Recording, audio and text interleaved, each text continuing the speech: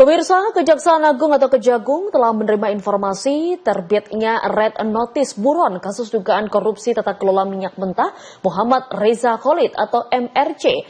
Kejagung telah menyiapkan 2 skema untuk memulangkan Reza Khalid ke Indonesia, yakni dengan deportasi atau ekstradisi. Usai terbitnya Red Notice oleh Interpol, Kejaksaan memastikan akan menyiapkan langkah tindak lanjut atas penerbitan Red Notice itu. Kepala Pusat Penerangan Hukum Kejaksaan Agung Anang Supriyatna mengatakan ada 2 skema yang akan disiapkan oleh Kejagung. Anang menyebut terbitnya Red Notice tersebut dapat membuka peluang Reza Khalid dideportasi atau bahkan meminta ekstradisi dari negara tempat Reza Khalid bersembunyi. Pihaknya juga akan segera menyiapkan tim untuk memaksimalkan 2 kemungkinan skema yang akan digunakan tersebut. Anang mengatakan penerbitan Red Notice akan membatasi ruang gerak Reza Khalid yang telah menjadi buron internasional, terlebih Red Notice itu telah disebar ke 196 negara anggota Interpol. Anang mengatakan tindak lanjut dari terbitnya Red Notice harus dilakukan dengan diplomasi antar negara tempat dia bersembunyi. Meski begitu, Anang belum mengungkapkan di mana keberadaan Reza Khalid saat ini secara pasti, namun pihaknya memastikan bahwa Reza Khalid masih berada di negara ASEAN. Jelas dengan adanya terbitnya Red Notice ini kan, maka ini kan Red Notice akan terbit ke seluruh negara-negara yang masuk dalam keanggotaan Interpol. Tentunya dalam ini kita tidak tahu pasti di keberadaan bersangkutan berada di mana. Yang jelas kita tinggal menunggu itikat baik dari negara-negara yang diduga keberadaan MRC di negara tersebut. Tentunya nantinya kita akan mempersiapkan juga, akan ada dokumen dengan terbitnya Red Notice ini ada 2 hal.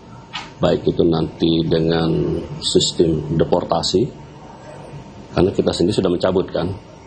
Yang kedua bisa juga nantinya dengan sistem kita siapkan ekstradisi. Terkait dengan Interpol ini kan kewenangan masih di Interpol ya nantinya. Namun demikian tentunya kan ketika nanti ada tindakan-tindakan langkah-langkah berikutnya yang pasti Interpol akan melibatkan pihak Kejaksaan selaku pemohon dan penyidiknya kan Kejaksaan Agung. Yang kita tidak bisa berjalan sendiri. Ini kan di sini namanya kolaborasi kan, kita sinergi baik itu NCB maupun dengan Kejaksaan Agung, juga nanti dengan satker lainnya, baik nanti dengan pihak imigrasi, dengan pihak-pihak lainnya kita akan berkoordinasi. Yang jelas untuk saat ini kita percaya penuh dengan NCB dan Interpol. Namun demikian juga kita Kejaksaan tetap memonitor dan mempersiapkan langkah-langkah berikutnya. Salah satunya apabila nanti itu dideportasi, kan kita harus siap juga timnya. Tentunya kan harus kehadiran penyidik. Yang kedua juga nanti seandainya membutuhkan waktu juga untuk ekstradisi, nah langkah-langkah itu. Makanya salah satu kita akan 2 langkah itu ke depannya dari kita ini. Sebagai informasi, Reza Khalid masuk daftar Red Notice Interpol per 23 Januari 2026. Dia kini resmi menjadi buronan internasional. Polisi menyatakan telah memetakan keberadaan Reza Khalid, bahkan pihaknya telah menjalin komunikasi dengan negara tersebut. Reza Khalid sendiri telah ditetapkan sebagai tersangka oleh Kejagung dalam kasus dugaan korupsi tata kelola minyak mentah dan produk kilang pada PT Pertamina. Kejagung menyebutkan Reza Khalid selaku beneficial owner PT Navigator Katulistiwa dan PT Orbit Terminal.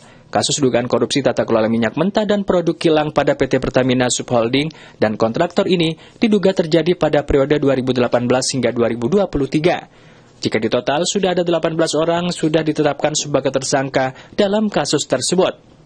Reza Khalid bersama tersangka lain diduga menyepakati kerjasama penyewaan terminal BBM Tangki Merak dengan melakukan intervensi kebijakan tata kelola PT Pertamina.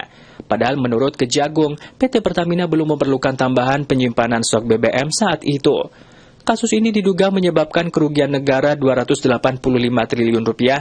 Angka itu terdiri atas kerugian keuangan negara dan kerugian perekonomian negara. Reza juga ditetapkan sebagai tersangka dugaan tindak pidana pencucian uang atau TPPU.